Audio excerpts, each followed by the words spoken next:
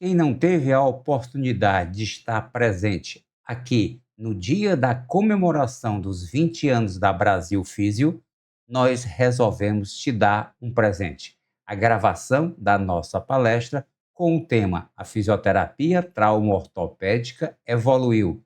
Quem não acompanhou, ficou para trás. Nessa nossa palestra, nós vamos mostrar como a fisioterapia traumo-ortopédica evoluiu nesses nossos 46 anos de experiência profissional e docente. Quando nós falamos de evolução da fisioterapia traumo-ortopédica, nós sempre ligamos com a parte da tecnologia. Tudo bem, desde 1980 até o ano presente de 2026, logicamente que a fisioterapia traumo-ortopédica evoluiu dentro da parte tecnológica. Mas o que eu estou falando em relação à evolução não é apenas a parte tecnológica, mas sim a parte mais importante da fisioterapia traumo-ortopédica. E posso afirmar com certeza que foi a área que mais evoluiu. Evoluiu exatamente em termos de conhecimento. Para isso, nós precisamos fazer um breve histórico do que era antes e o que é atual a fisioterapia traumo-ortopédica. No início, nós criamos esse mapa. Nós tínhamos apenas um caminho a ser seguido, que seria o caminho da queixa principal. Nós acampávamos na queixa principal, tanto para realizar o nosso diagnóstico quanto a nossa terapêutica. E qual seria, então, a justificativa de ter apenas um caminho? Simples. Toda a dor da queixa principal do nosso paciente era atribuído a alguma disfunção do próprio sistema músculo-esquelético. Por isso que nós fazíamos apenas esse caminho. Quando veio a mudança? A mudança veio a partir exatamente desse conhecimento, que o corpo é formado por vários sistemas e olha a importância que se interligam. Foi a partir desse estudo que nós passamos a ver a avaliação e o tratamento do nosso paciente com disfunções do sistema músculo-esquelético de uma maneira diferente. Então, a partir desse conhecimento, nós podemos dizer que uma dor da queixa principal do nosso paciente, que está localizada no sistema músculo-esquelético, é considerada hoje apenas como uma sintomatologia, como uma consequência. E como esses sistemas estão interligados, nós precisamos avaliar os outros sistemas. Para que avaliar os outros sistemas? Para que a gente possa procurar exatamente a causa da dor do meu paciente. Olha a evolução que nós tivemos em relação à quantidade de zonas investigadas. Então, aquele nosso mapa inicial, onde nós teríamos apenas um caminho, ele foi totalmente modificado para esse mapa aqui, aonde eu continuo tendo como ponto de partida a queixa principal, mas agora eu preciso visitar, eu preciso viajar até uma zona correlata. O que seria então uma zona correlata? Uma zona correlata é uma área de um outro sistema que tem uma relação direta ou indireta com a queixa principal. Então, a partir daí, o nosso caminho foi diversificando da queixa principal para uma zona correlata, de uma zona correlata para uma outra zona correlata, até que o início da avaliação seria na queixa principal e agora a gente estava incluindo as zonas correlatas. Com qual objetivo? Com o objetivo de buscar a real causa da dor do nosso paciente. Diversos sistemas, eles se interligam com o sistema músculo-esquelético. Trouxe alguns exemplos para vocês aqui, como o sistema nervoso somático, o sistema visceral, o sistema crânio-sacral, pouco estudado dentro da fisioterapia traumo-ortopédica, o sistema nervoso autônomo, de grande importância na causa da dor do teu paciente, o sistema vascular essencial na recuperação, na nutrição daquele tecido lesionado, o sistema facial que liga o corpo como um todo e até o sistema emocional. Então, todos esses sistemas têm as suas funções específicas, mas se interligam entre si e, logicamente, com o sistema musculoesquelético. Vamos então fazer uma integração do sistema nervoso somático com o sistema musculoesquelético. Fazendo uma pequena revisão, é o sistema que é responsável pela inervação sensitiva e motora de todos os músculos esqueléticos do corpo. Geralmente, quando a gente tem uma disfunção desse sistema, quando a gente tem uma patologia do sistema nervoso somático, nós sempre atribuímos a uma compressão. Geralmente, essa compressão central na sua raiz, muito relacionado com a hérnia de disco. Agora, existe uma outra disfunção que não é a nível da sua raiz nervosa, e sim do seu trajeto, que se chama sensibilização neurogênica periférica. E o que seria, então, essa sensibilização neurogênica periférica? É a inflamação que ocorre no nervo, agora, não na sua raiz, mas sim no seu trajeto. Daí a importância de você ter o conhecimento do trajeto do nervo e suas interfaces. Interface são todos os tecidos por onde o nervo desliza. O que é que pode causar uma sensibilização neurogênica periférica? Um estiramento do nervo, uma fricção nesse nervo ou mesmo a compressão de uma interface. Então vamos para um caso clínico, para ficar mais ilustrativo para vocês. Vamos supor que o teu paciente chegue com uma dor no ombro. Diretamente, você vai fazer a relação dessa dor com o sistema musculoesquelético, uma tendinite, uma bursite, que são patologias comuns a nível do ombro para o sistema musculoesquelético. Mas vamos analisar do ponto de vista da interligação entre os sistemas. O plexo braquial vai de C5 a T1 e o território sensitivo e motor dele é todo o membro superior. Vamos pegar uma raiz específica, a raiz nervosa de C5, que tem como particularidade mandar nervos para a articulação do ombro. De C5 vão sair dois nervos. O nervo supraescapular, que vocês estão observando aí, que ele vai passar exatamente ali por baixo de uma incisura da escápula, sendo recoberto pelo músculo supraespinhal. E aqui, para ilustrar também, nós temos o nervo axilar, que vai passar no espaço quadrangular. Mas vamos nos deter ao nervo supraescapular. Vamos pegar agora o nosso músculo bem conhecido, que é o músculo trapézio. Um músculo que realiza várias atividades, tanto a nível da cintura escapular, quanto a nível do crânio. Esse músculo trapézio, ele vai servir como um teto, um outro músculo muito importante a nível da articulação do ombro, que é o músculo supraespinhal.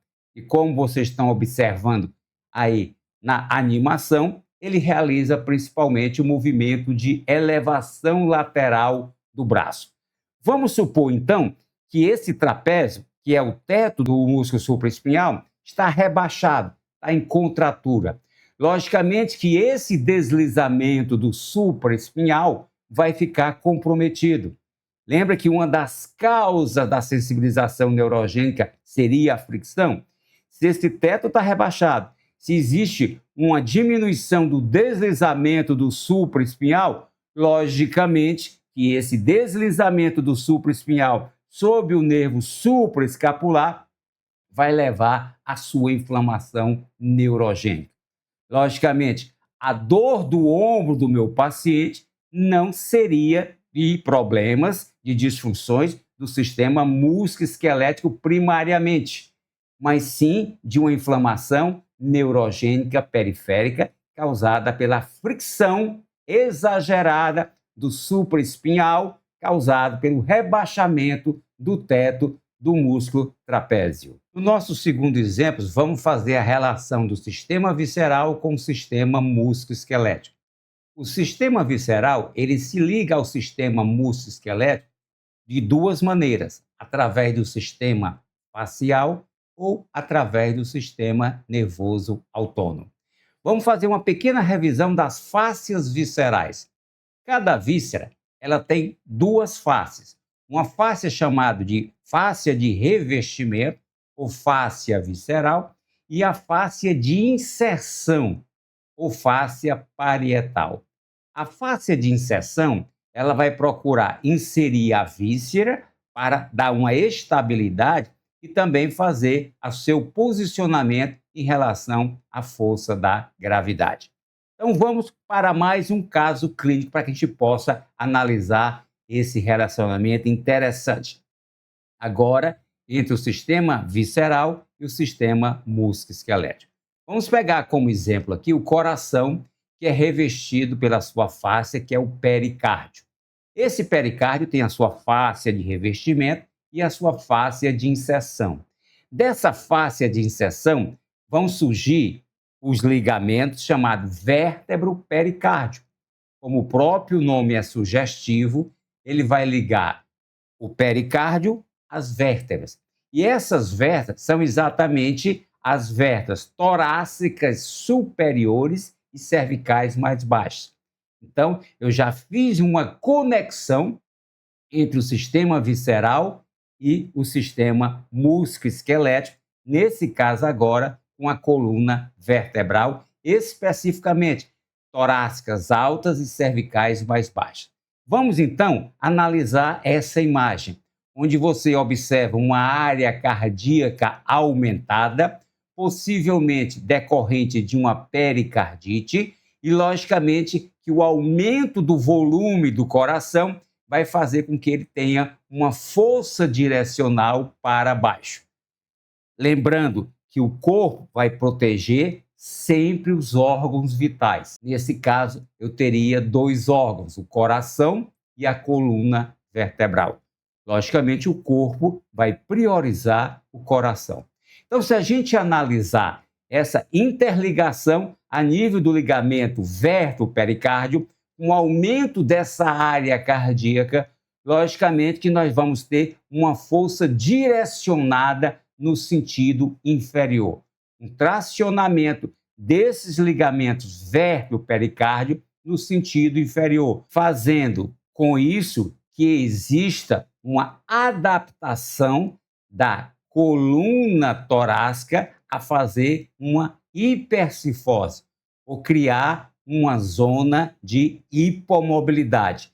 Nesse caso, seria uma zona de hipomobilidade adaptativa ao sistema visceral. Qual seria, então, a consequência? A parte da frente, o músculo peitoral menor vai se adaptar. Ele vai fazer um encurtamento.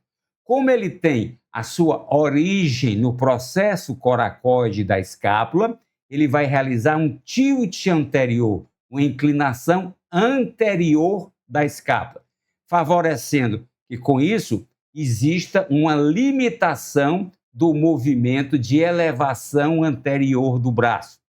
O nosso paciente, com todo esse quadro adaptativo da coluna torácica em relação ao pericárdio, vai fazer com que o movimento do braço de elevação, especificamente a flexão, esteja diminuída.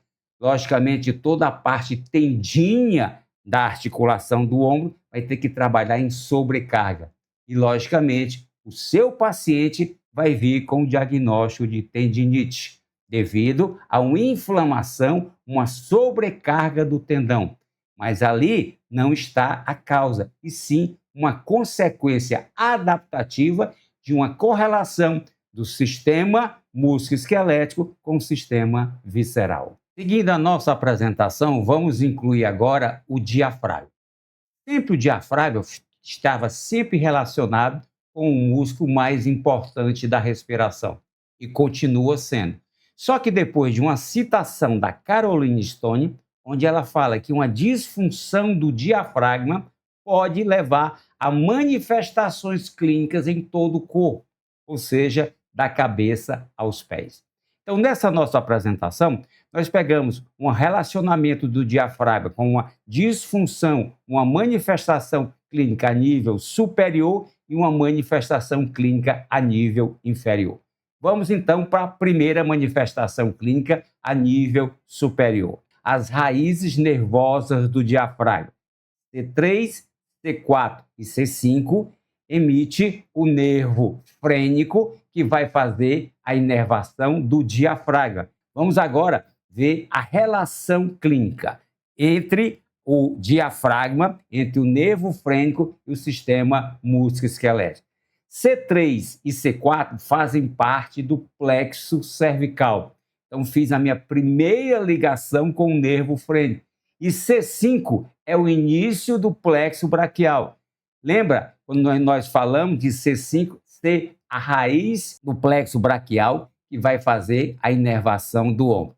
Guarda essas informações para que a gente possa agora fazer o correlacionamento de zonas correlatas a nível do sistema músculo-esquelético. Então, todas as informações sensitivas do diafragma e do fígado, da parte superior, principalmente da cápsula de Glisson, vão subir e vão fazer uma conexão com C3, C4 e C5.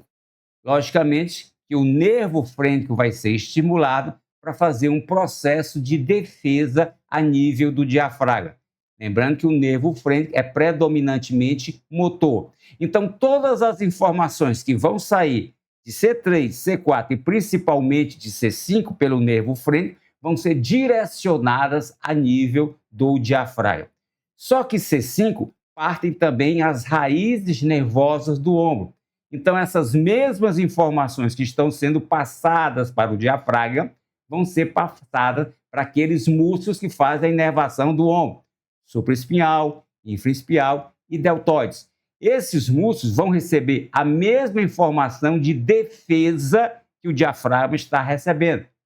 Logicamente que a movimentação do ombro novamente vai ficar comprometida, principalmente quando o paciente tentar usar esses músculos específicos, infra, supra e os deltoides, que são utilizados exatamente na elevação do braço. Nesse caso, nós teremos uma nova dor do ombro, onde você vai julgar que seja do sistema músculo-esquelético, quando na realidade está sendo por uma estimulação secundária das informações a nível de C5. A nível inferior, vamos fazer uma revisão anatômica. Nesse local, nós temos os pilares do diafragma, do lado direito até L3 e do lado esquerdo até L2. Só que nesse local também, a nível lombar, nós temos a origem do músculo psoas, tanto do lado direito quanto do lado esquerdo. Então, o que é que pode acontecer? Qualquer alteração que eu tenha do diafragma vai mudar a tonicidade do psoas, e não apenas do psoas. Nós chamamos essa área de condomínio lombar, onde nós temos os pilares do diafragma, psoas, como já foi visto, e o quadrado lombar. Então, qualquer alteração a nível especificamente do músculo diafragma vai interferir na mobilidade tanto do psoas quanto do quadrado lombar.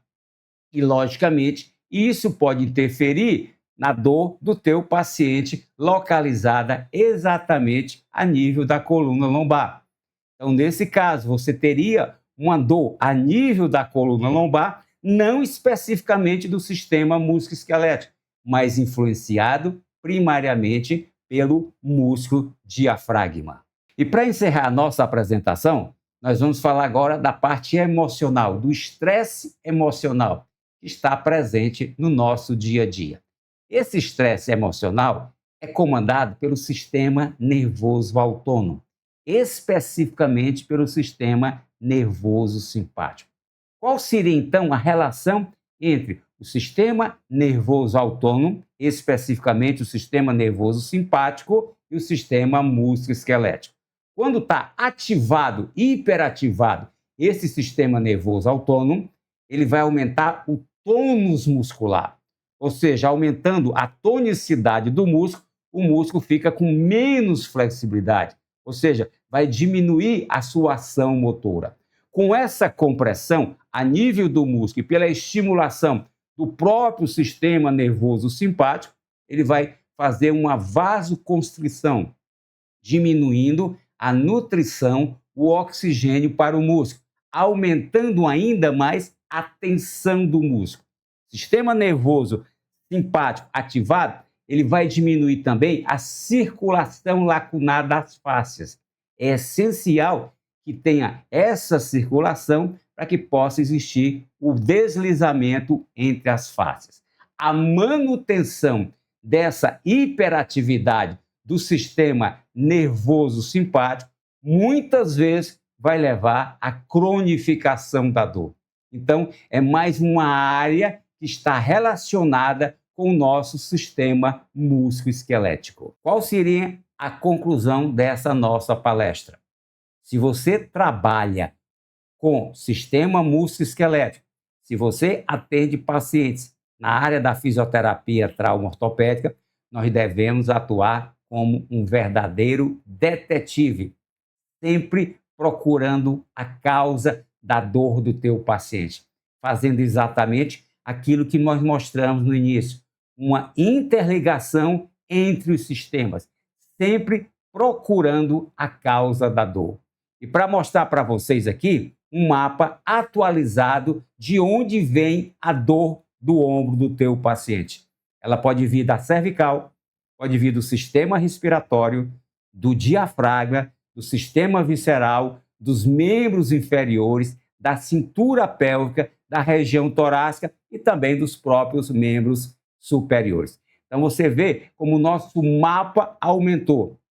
Por isso, a minha frase inicial: a área da fisioterapia que mais cresceu em termos de conhecimento foi a fisioterapia trauma-ortopédica, porque ela precisou sair exclusivamente do sistema musculoesquelético e viajar por outros sistemas, procurando a sua interligação com o sistema musculoesquelético. Se você gostou dessa palestra, fica aqui o nosso convite para que você siga a nossa rede social através do Instagram. Aqui embaixo vocês estão vendo exatamente o nosso endereço da nossa rede social, @Isidro_Marques. E lá você pode ter acesso a esse canal do YouTube aqui, ao nosso grupo fechado do WhatsApp e conhecer os nossos cursos. Muito obrigado e gratidão a todos vocês.